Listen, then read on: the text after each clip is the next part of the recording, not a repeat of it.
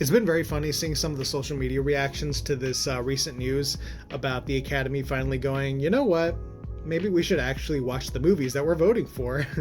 Because you'd think it would be an obvious thing, but up until this point, it was basically running on an honor system, which clearly hasn't been working out too well because every year on the trades, you would see countless articles where they're talking to some anonymous Oscar voter, and you just have these people going on about how they're not watching a bunch of the movies, how they're just kind of going based off vibes or what their friend recommends, what they think is popular, stuff like that. And it's incredibly irritating whenever those pop up.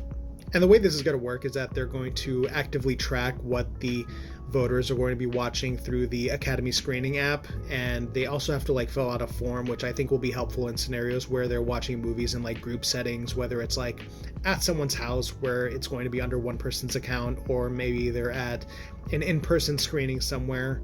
But what I'm curious about is to see how this will sort of affect the kind of movies that get recognition down the line, because you think about the old cliche of the sort of prestige movie that would typically get a lot of Oscar nominations and wins back in the day.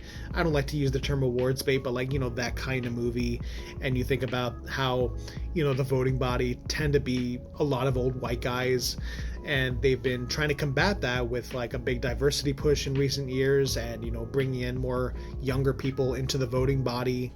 And that's why you get stuff like Everything Everywhere All at Once, or stuff like Moonlight, or even genre films like Get Out, Mad Max Fury Road, The Substance. But now that you're going to require people to take the time to see all the movies, you're dealing with this interesting scenario where a lot of the younger people will most likely be working or actively look for work, whether it's acting jobs or directing gigs or any of the other sort of jobs in the industry. And a lot of the older people, they're not working as much anymore, or they're just retired. So I'm kind of curious how that will sort of balance out. I know the Academy recently did a thing where you have to be working for a certain amount of time in a certain time frame. So I guess that'll sort of help in that regard. But yeah, I'm just really curious to see how this will go. Yeah, I thought this was really interesting, and yeah, it's about time that they did something like this. I think the BAFTAs have been doing it for a while, so yeah, it's about time.